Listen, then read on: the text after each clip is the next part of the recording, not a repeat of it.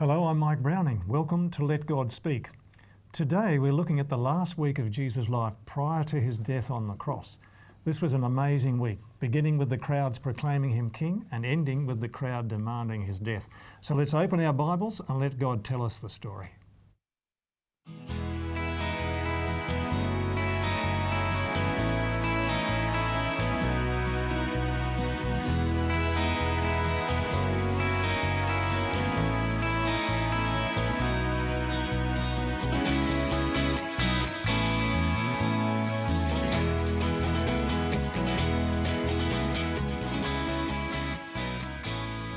Well, folks, we're so glad you're here, and we have on our panel today Barry and Ray. Thank you, gentlemen, for coming and joining us. Great to be here. For this wonderful subject that we're dealing with today, so thank you again. We'd like to invite you to join us in prayer before we start today. Father in heaven, how much we need you to guide us as we look at Jesus' last week before his death on the cross, and we want to understand what was happening in his life at that time, so I pray that your Spirit will guide us, please, in Jesus' name. Amen. Amen. Amen. As the last week of Jesus' life approached and he knew the cross was coming, he made certain steps and moved towards Jerusalem. And I'd like to read from Luke chapter 9, verse 51, where it says this, "And it came to pass when the time was come that he should be received up in the sense of his sacrificial offering of himself, that he steadfastly set his face to go to Jerusalem." Now, Barry, there's something about this steadfastness with which he set his face that's very important here. Well, at this point he's still in Samaria, and it says he set his face steadfastly. In other words, he knew that he had a great turning point ahead of him. There's a great turning point in history looming up before him with the possibility of failure. That's important, isn't it? In his humanity, he could have failed. He could have failed in his humanity. So this is a serious time. So he set his face steadfastly. But there's a passage in Isaiah chapter 50 and verse 7, which I think sheds some light on what that must have been like for Jesus. This is talking about the time of the crucifixion and the Messiah's obedience. But in verse 7 it says, "For the Lord God will help me, therefore shall I not be confounded or disgraced. Therefore have I set my face like a flint, and I know that I shall not be ashamed." So you imagine someone's face that looks like a flint. Yes. It's steadfast, it's determined, it's immovable. There's Absolutely an immovable purpose there. Yes, yes. And I believe that this tells us what Jesus was like as he faced these final events. Yes. He knew it was going to be bad, didn't he? He knew it was going to be bad. And that's why he set his face like a flint. This was a challenge that he had to meet. He was human. Had to go through. He was human as well as divine. So he's facing this event, and he needed courage and determination, and he couldn't show any signs of weakness. Yes. He really needed to be, at this stage, absolutely convicted that he was going to go through with it. So true. And it's interesting that up until now, Jesus' activities around Israel, he's moved about quietly and tried to be as unobtrusive as possible. But it's different this time, Ray, isn't it? Yes, definitely, because it was though he almost took the initiative and said, you know, before he was reluctant to indicate that he was the Messiah, but now it's almost as though he is following a plan that had to be put in place. He had to go public this time, didn't he? That's right. In a big way. Yeah, and I think that's true. I think he had to survive to this point. His time hadn't come. So he needed to be really careful about where he went and what he did. Whereas at this point, it's almost like he's casting that aside, asserting his authority. He did still have to be careful. He had to get through that time when the Pharisees were asking him questions and so forth. He parried them, but he was really setting himself up for these final events at this point. And his character seems to have changed at this point. His mode of operation seems to be changing just as he comes into Jerusalem. Yes, he's much more upfront now, isn't he? Yes, definitely. Yeah, yes, he's wanting to draw attention to himself now because he wants people to be aware of what's really going to happen at the cross. And it's such a dramatic emphasis he is giving because, remember, he sent his disciples to get this colt. Okay. A colt that had never been ridden, and he said, bring that. And it's interesting when you think a colt. And when I looked at this, in relationship to the Romans. Now, the Romans, when they came in after a victory, they rode on a white horse. A charger. Yes. Yes. But Jesus actually chose a colt.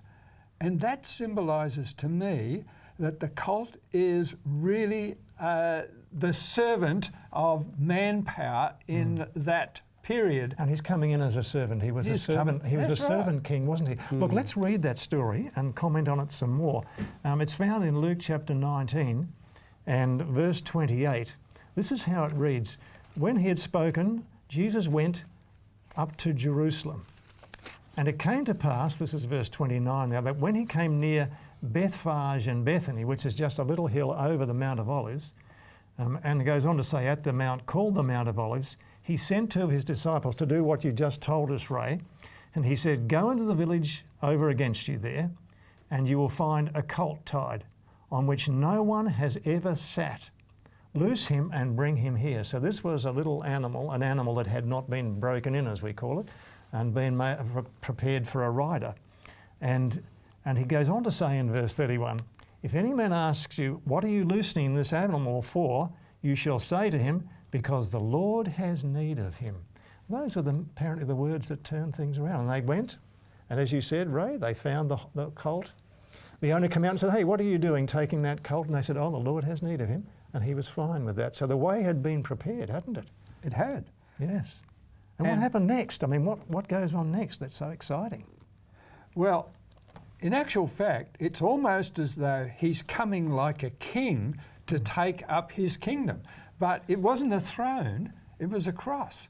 You see, no one really understood that. Yes. But only after looking back did everyone realise the importance of this actual event. Yes, we talk about the cross. The disciples must have been cock-a-hoop at this point. Yes. When he came into Jerusalem, because this seemed to be vindicating all of their ambitions that he would take the throne. Yes, yes, because this was a kingly procession, make no mistake, it really was. So this is a high point in their experience, but they're about to be disappointed, aren't they? They are. When you think of all the crowds, everyone sort of came out. And, you know, they were waving branches, they were throwing their coats on the road so he could walk over. The whole of Jerusalem was there, wasn't it? It was like a royal procession. Yes, and that's what he intended it to be. This was him proclaiming himself as King and Messiah. Verse 37 describes this, still in Luke chapter 19. And when he came near at the descent of the Mount of Olives, that is going down towards Jerusalem, the whole multitude of the disciples began to rejoice and praise God with a loud voice for all the mighty works that they had seen. So they're bringing to mind all the marvellous things he's done, the healings, the resurrections from the dead, all the blessings he's given to the people, the things he's taught them. And they're just rejoicing for it. And this is what they say in verse 38. Blessed be the King that comes in the name of the Lord. They knew what was going on. Peace in heaven and glory in the highest. So they were announcing him as king, and Jesus for the very first time was allowing this to happen, which to me is very significant. Really, it was following a script that had happened with previous kings. Yes. They actually rode on a colt. They did. And so you can understand how they thought, well, this is it. Yeah. He is taking the throne. And so they encouraged him. They did, understandably so. And it's something interesting about this colt. This colt was a virgin colt. It had never been ridden.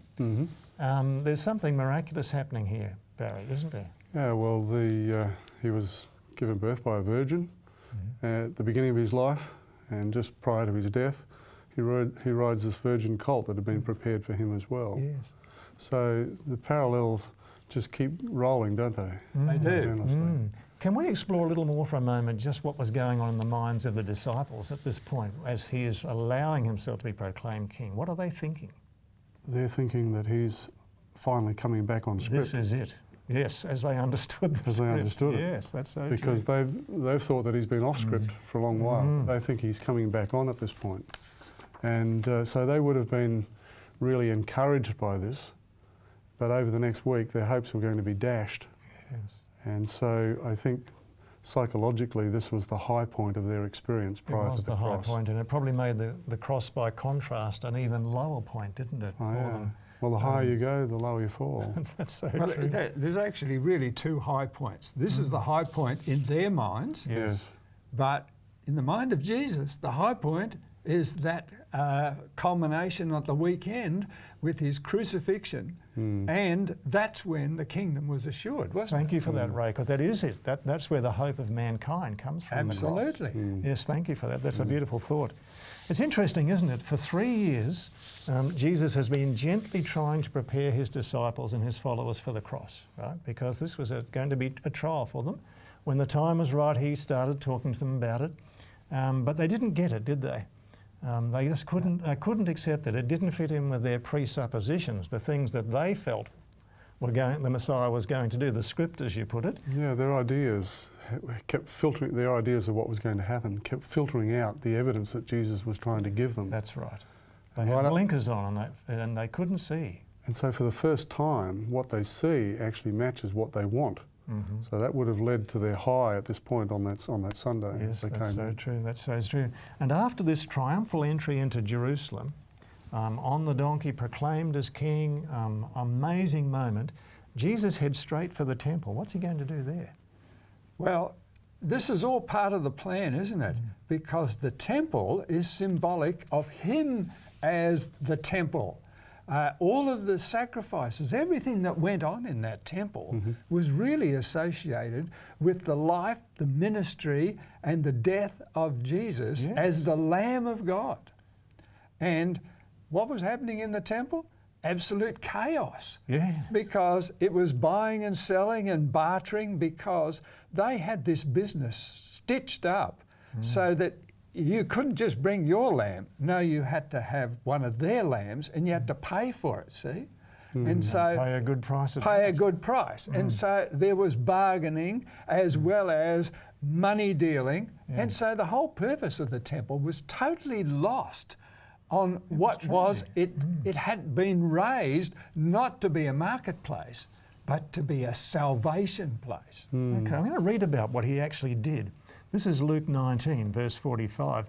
It says, he went into the temple and began to cast out those who were selling there, as you were describing, Ray, and those who bought, sent them all packing. And verse 46, this is what he said while he was doing that.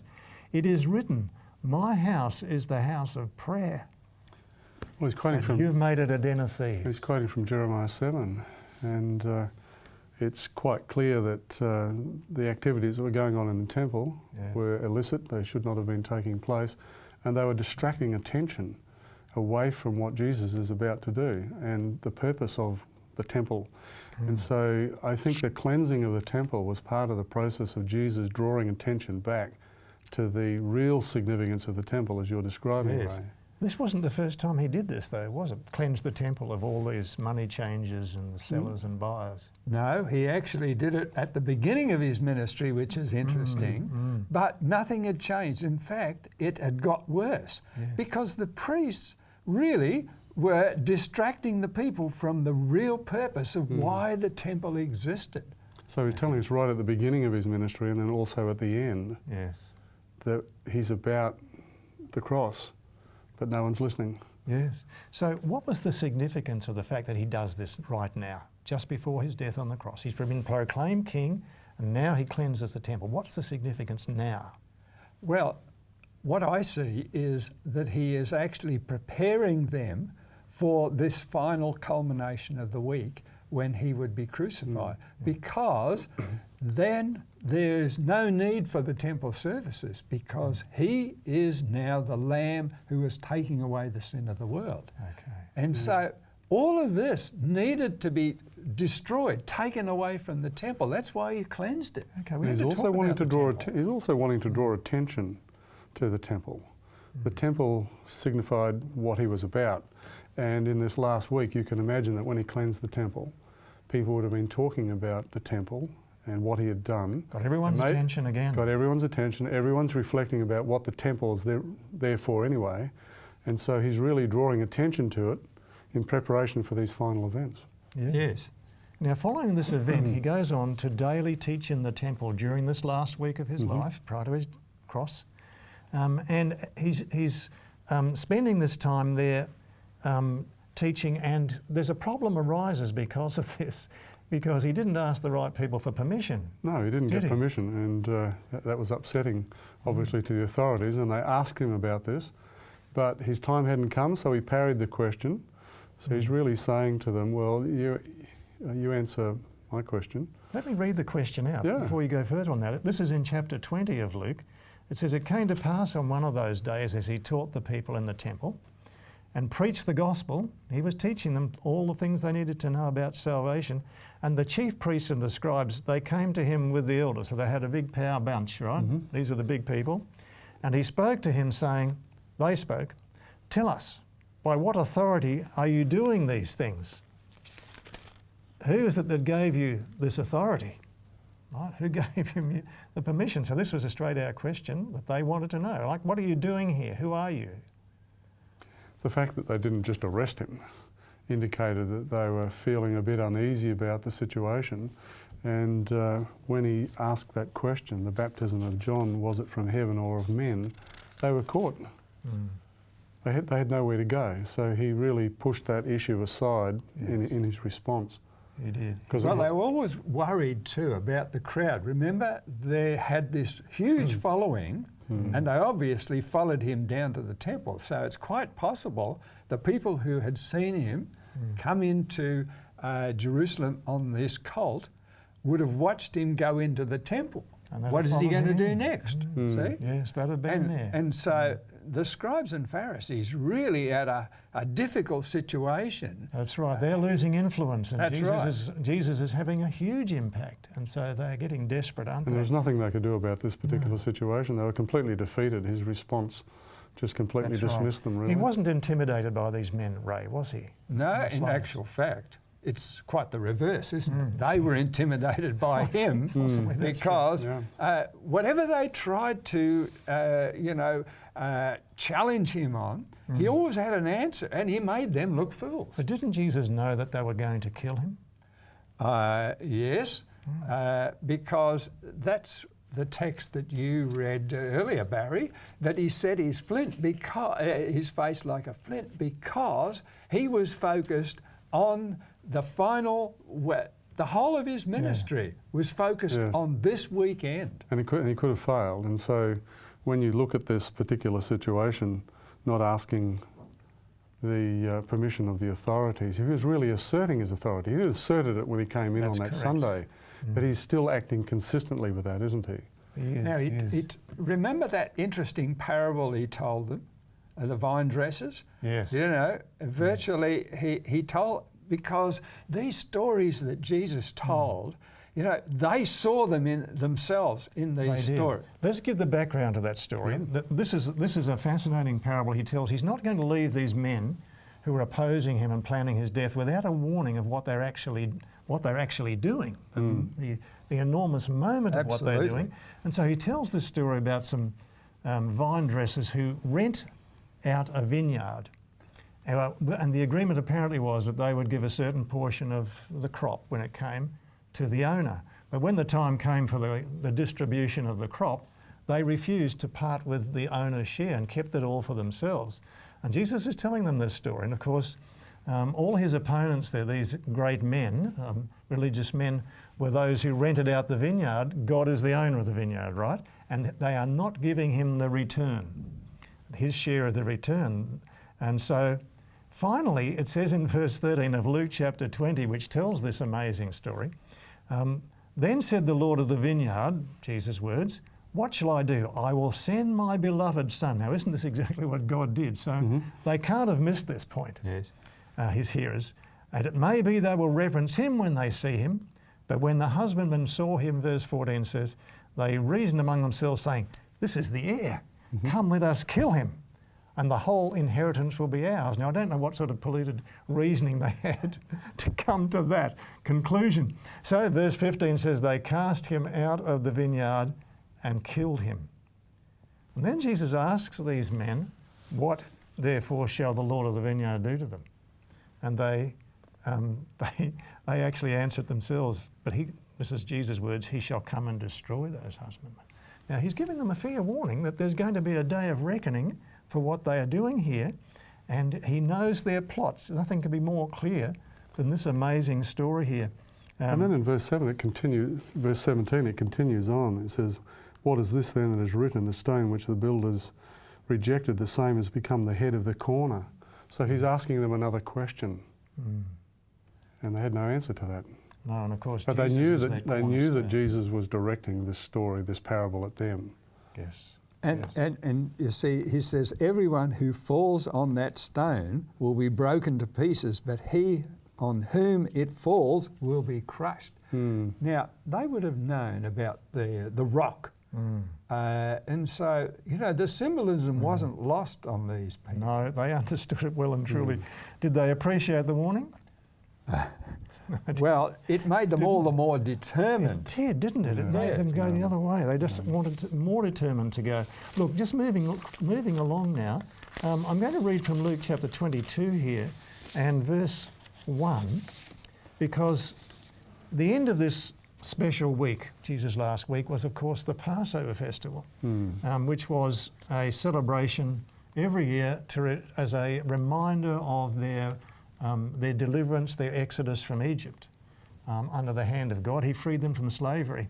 And it's a very powerful connection between the Passover and Jesus' death, as we'll see. Let's read on, chapter 22, verse 1. "Now the feast of unleavened bread drew near, which is called the Passover. And the chief priests and scribes sought how they might kill him, for they feared the people." So they were determined now, and they had a plan, and the plan was he had to go. And then, of course, it goes on to talk about how, verse 3, how Satan entered into Judas, surnamed Iscariot, one of the 12, and he went away and arranged with the chief priests and others to betray Jesus, and they made an agreement for money. And it's sort of tremendously sad when you think about it. You know, 30 pieces of silver is the price of a good slave, and that's how they priced their Redeemer. Judas is trying to force Jesus' hand, really? Yes, Still even at this late point. That's right. All right, look, moving along again because our time is short. We come now a little bit down the line to the Passover supper that Jesus conducted with his disciples. And in Luke chapter 22 still, in verse 19, it describes something that Jesus did, a very touching thing. As he has his disciples, his 12 with him, it's a solemn time. Jesus knows he's hours away from his death on the cross now. The disciples still don't get that, of course, but he knows and is very conscious of it. And possibly the only other one who knows is Judas, which is rather interesting, his betrayer. And so Jesus does something beautiful. He sits there and watches and waits. And then in verse 19 of Luke 22, it says this: Jesus took bread, gave thanks, and broke it. And he gave it to them, saying, "This is my body, which is given for you. This do in remembrance of me." And what a powerful moment this was. The disciples trying to come to terms with the fact that this bread is now a symbolic representation of Jesus and his giving of himself. And he called himself the bread of life, didn't he? Giving of himself for the world. And then verse 20, likewise also the cup after supper, saying, "This cup is the New Testament, the new covenant," same word as testament, "in my blood, which is shed for you." And he establishes this beautiful picture. Can you explain to us what he's actually doing, Barry? Well, he's establishing symbols that help us to look back to his sacrifice, just like the Passover. The fact that he linked the Passover with the Last Supper indicated one, have a deliverance from Egypt, and here's deliverance for us by grace from sin at this point. So there's this wonderful turning point in history again occurring, and he's linking the two together. Yes. The Passover tends to direct us forward to this time of deliverance, and these symbols are directing us backwards, but they also look forward as well, as we see in other places. Yes. So there's this enormous significance revolving around this simple meal and this simple ceremony that's taking The place. Passover was a wonderful comparison, really, because The people could do nothing about setting themselves free from slavery any more than we can do anything about setting ourselves free from the consequences of sin. That's right. And this beautiful picture of these two symbols of the bread and the wine that Jesus gave reminds us of our constant dependence upon him for our salvation. It's a constant thing because he told us to continue to do that. There's also the other aspect that I like about this, because it's like family coming together for the last final meal. And he said, you know, I won't eat this meal again until we all meet together as a family in heaven. Yes. And so it was virtually tying the family together when in just a few hours the family would be blown apart. And we had already been through this beautiful service they had of washing, or Jesus washing their feet. And what a sense of equality that brought about, didn't it? As they came together. And even though they didn't understand what was happening at the time, the sense of equality of a family and the washing of the feet. And it was a beautiful act that Jesus did for them. It was. The symbols brought everyone to the same level, but in a unique way, the foot washing operationalised that. Everyone was brought to the same level. When you wash another person's feet, you're not above them. And it's still a beautiful act, isn't it? It's still a beautiful act. And brings us together as a family. No one is greater than anybody else in this family of faith. So when we wash each other's feet, we're really saying that we want not to be above that other person, neither beneath them, but we want to be on an equality, and we are all on an equality before God at that point. It's a beautiful thing to do, I think. The equality of humanity, it's a beautiful thought, and Jesus made that a reality for us, didn't he? He equalised us. We all need him for salvation. It didn't matter whether you had exemption. 5 talents or 2 talents or 1 talent, everyone's at the same level at that point. Yes. Oh, it's a beautiful We're thought. all united in Jesus. Yeah. Yes. You know? One in him. That's right. And, you know, that was, he needed to actually share that story with them because of he knew what was going to take place. He'd told them, you know, all of you are going to be offended about me this night.